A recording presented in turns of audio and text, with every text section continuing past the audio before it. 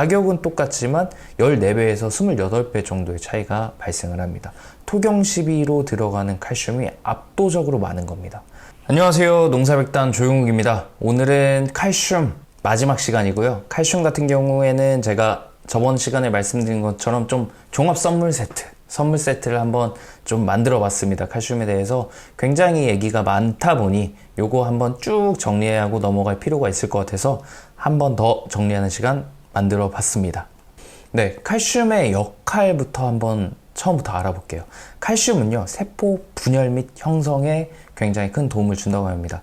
세포 분열은요, 언제 많이 할까요? 초기, 중기에 굉장히 많이 하겠죠. 칼슘 비료는 세포 분열 및 형성에 도움을 많이 주니까요. 초기, 중기에 많이 사용된다라고 생각해 주시면 될 것 같고요. 세포 벽을 구성하는 데 또 쓰입니다. 세포 벽을 구성하는 거, 요거를 제일 중점적으로 생각하시는 것 같아요. 단단하게 키운다라는 말입니다. 그리고 착과에 필요한 꽃가루 관을 형성한다고 합니다. 칼슘이요.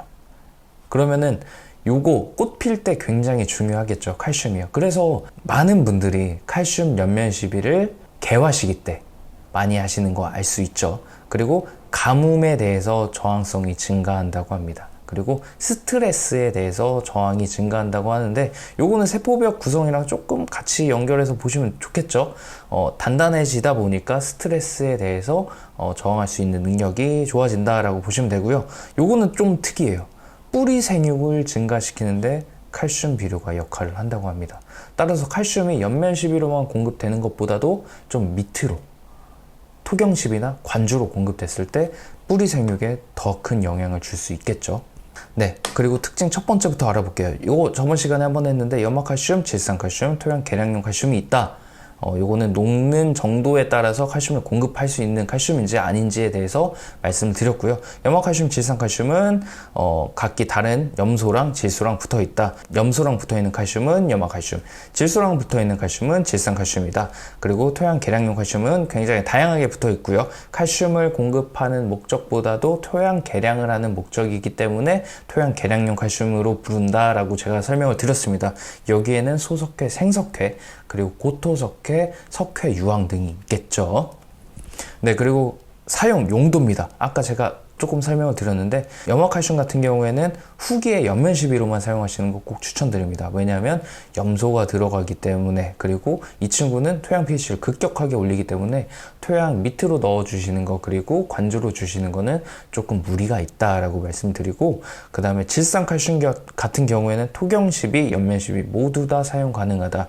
그리고 이 친구 같은 경우에는 밑거름, 웃거름 전부 다 사용 가능하기 때문에 꼭 이 친구를 밑거름이나 웃거름으로 사용하시는 거, 초기 웃거름으로 사용하시는 거 추천드린다라고 말씀드렸고요. 토양 계량용 칼슘 같은 경우에는 토양 계량용으로만 줬다고 생각하시는 게 마음이 편합니다. 칼슘이 거의 공급되지 않으니까요. 왜냐면 안 녹으니까. 요거 꼭 알아두시면 좋겠습니다. 네, 그리고 저번에도 요 표 한번 가져왔었죠. 요 표에 대해서 좀 봐주실 거, 요 시기 칼슘이 요 시기에 많이 필요하다. 이 시기가 언제냐? 풀봄이니까 이제 꽃이 완전히 필 때, 요때가 피크를 찍는다. 요때 가장 많이 필요한 이유 아까 보셨죠? 세포 분열 및 형성에 도움을 주고요. 그리고 꽃가루 관을 형성하는데 칼슘이 굉장히 많은 역할을 하기 때문에 요 시기에 실제로 식물도 많이 먹는다. 그리고 하베스트, 요게 이제 수확기죠. 수확기까지 쭉 떨어지는 모습을 보입니다. 그리고 오히려 수확기 이후에 조금 올라가는 모습을 보이죠. 근데 농가들은 언제 보통 연면시비, 칼슘 연면시비 많이 하냐? 요때 많이 하시죠. 요때 좀 단단해지라고 막 많이 하시는데, 실제로 요때부터 많이 필요하고, 요때 좀 기초 공사를 한 게 실제로 많이 쓰인다라고 봐주시면 됩니다. 요거는 감자인데, 감자 같은 경우에도 싹이 나고 45일 요 시기에 굉장히 칼슘이 많이 필요하다. 그 이후에는 쭉 줄어드는 모습을 보인다. 하지만 농가분들 언제 많이 하신다? 이때 연면시비 많이 하신다. 따라서 제가 말씀드리는 거는 초중기에 조금 칼슘을 공급하는 걸 생각을 해보시면 좋을 것 같다. 굉장히 많이 말씀드렸습니다. 네, 그래서 이거 한번 정리해 볼게요. 관행상 칼슘 연면시비를 위주로 사용을 하십니다. 그리고 또 후기에 굉장히 많이 사용하는 게 유행인 것 같아요. 근데 실제로 칼슘이 많이 필요한 거는 초기 혹은 중기에 가장 많은 양이 필요합니다. 그리고 요거 보시면 아시겠지만, 자, 요거 질소입니다. 질소 가장 많이 필요하죠. 그 다음에 요거 가리입니다. 그 다음에 요거 칼슘입니다. 세 번째로 많이 필요해요. 인산, 황, 마그네슘 이런 친구들보다 칼슘이 더 많이 필요합니다. 감자 볼게요. 자, 질소,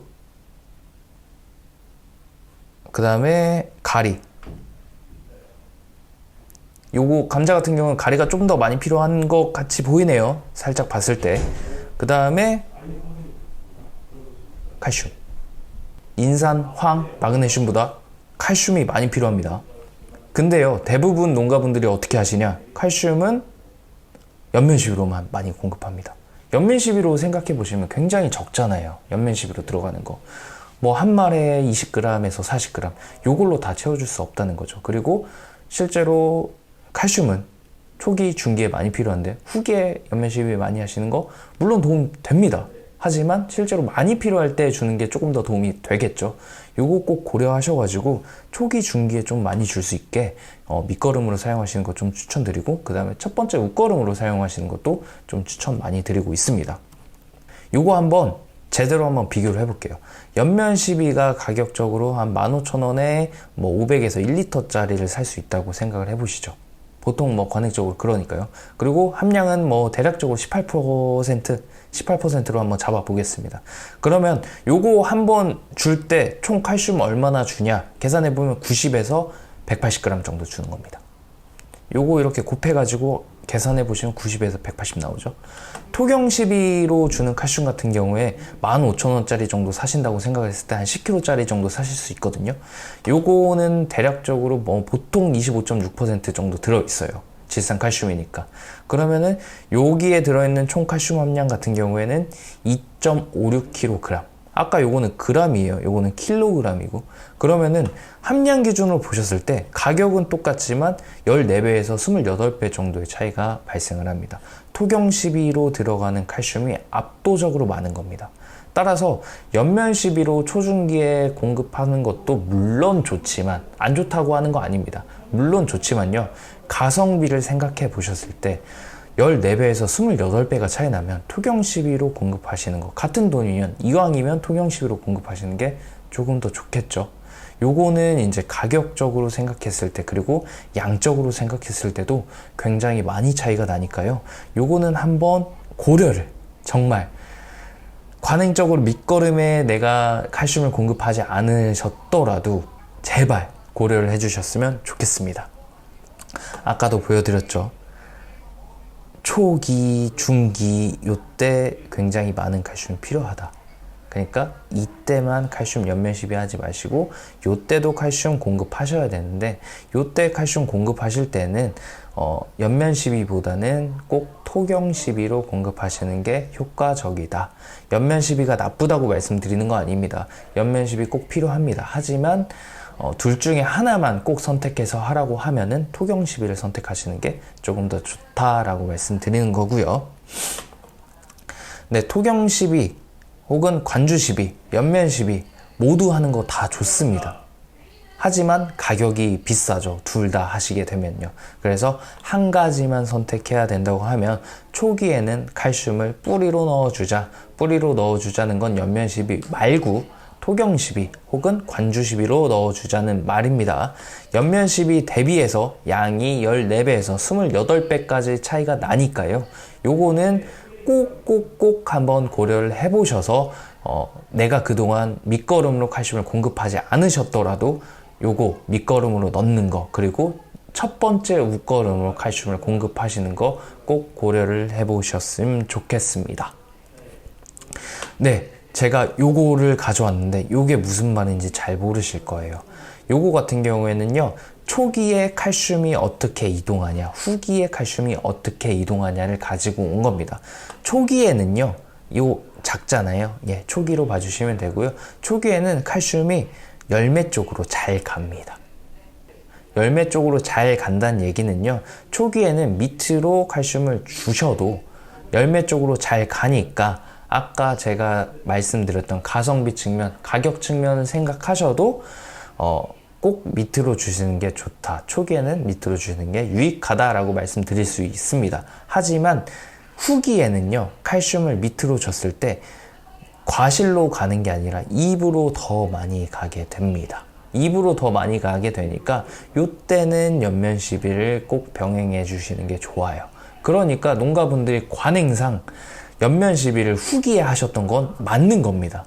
맞는데요, 초기에는 아예 공급을 안 하셨던 거 제가 요거는 좀 고려를 해보시라 라고 꼭 말씀을 드리는 거고, 초기에도 연면 시비 하는 거 괜찮지 않냐? 아닙니다. 초기에는 토경 시비도 효과가 굉장히 좋으니까 가격 같은 것도 생각하셔야 되니 꼭 둘 중에 하나만 해야 된다 라고 하면은 토경 시비 하시는 거 추천드렸던 겁니다.